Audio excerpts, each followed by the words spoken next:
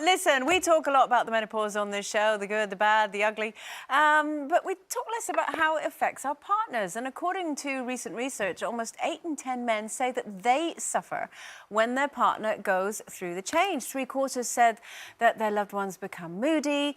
Nearly half of them say that they experience less intimacy. But this is the important thing. Before you take off your shoe and throw it at the telly, saying, what have they got to complain about? They also say we want to be supportive, but we feel shut out. So do you think that we are honest enough about our experience of the menopause with our partners? Now, Penny, I'm going to ask you this first of all, because you're the one here who most recently has started going through it. And this might sound like a strange question, but how's it been for you and Rod?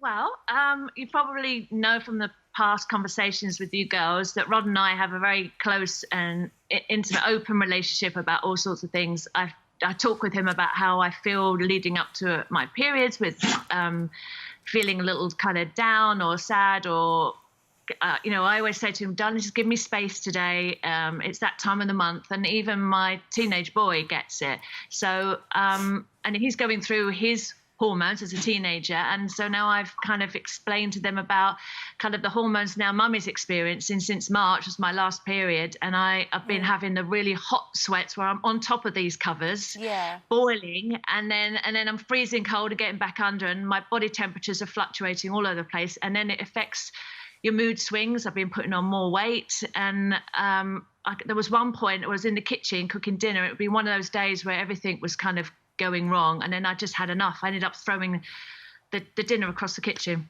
and I just screamed and burst into tears, and the boys came and hugged me, and Rod said, boys, just give mummy a minute, come on. So we're lucky that we've got that open discussion. But what's really confusing for me is I'm trying to explain to my husband and the boys what's going on, but I don't even know myself. You know, when you're young boys and girls at school and you're heading into puberty, there's all the lessons that you go through at school, and there's a big understanding about that for young kids, but just because women have kind of fulfilled their duty of having children, it's almost like they're forgotten about. It's there's still a big change that I'm going to be going through, and can someone help me? Absolutely. Do you know, everything you're saying is, it makes total sense. And I know that obviously a few years ago, obviously because of what I'd written about the menopause, I had so many, not just women coming up to me saying, hey, thank you so much just for putting the information out there, because there's so much conflicting information. But I had so many men coming up to me saying, literally, as I'm in car parks putting money into the machine, men coming up and bursting into tears and saying, I recognise you. You're the woman who writes about the menopause. You've saved my marriage, because my wife has said to me, just read this. This is explaining what I'm going through, because they weren't able to articulate it and put it into words because of lack of education. Men need to know what's happening, otherwise they can't support us. But women need to know. I'm confused. I don't know what's happening. Well, you know, my younger friends are saying to me, so are you going to do HRT? Are you what symptoms have you got? What are you going to do? I don't know. I don't know. Penny, I've got a whole lot of information that I can send you. It is in the post. I'm going to send it to you now. You've done brilliant with what you do, you know, with your website, with your book. I've spent the last few months, it sounds like we're plugging the books, you know, but the fact is I've spent a lot of time pushing my book, which is about, you know, depression and mental health, and therefore the menopause has played a big part in it.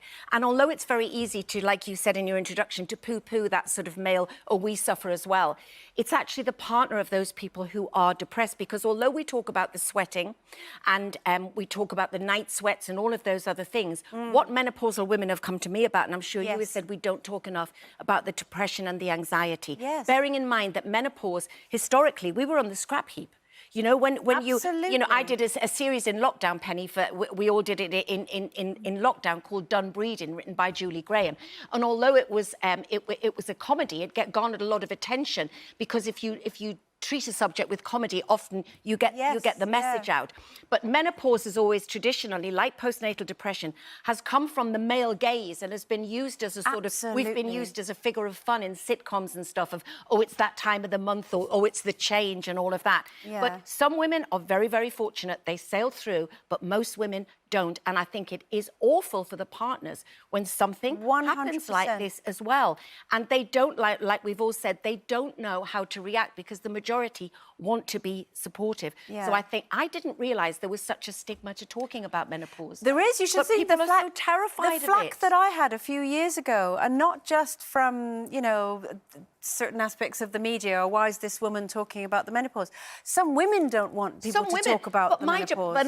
And again, historically, Doesn't make sense. in the book, I talk about how my granny's generation were the least sympathetic to postnatal depression, menopause, but because they, you know, but then they would say, oh, we didn't have it in our day. But then, of course, you'd say, well, what happened to Auntie Vera? And they'd go, she went a bit funny either after the or during the change. And people would just put in what we used to call mental asylums because of it. It's a horrific thing, but there is treatment out there. I think men sometimes feel, because it's been made almost like an embarrassing thing, that it's been portrayed as this, like, oh, I don't want to be going through the change, or I don't want that to happen.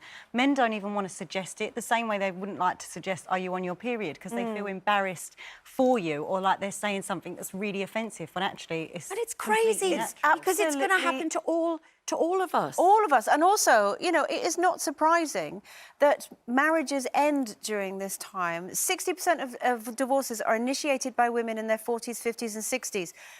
Do the math. That's the menopausal years. So I'm not saying obviously the menopause is the cause of every marriage breaking down. Of course it's not.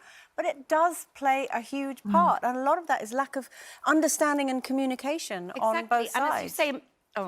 Oh, we could talk about this all day.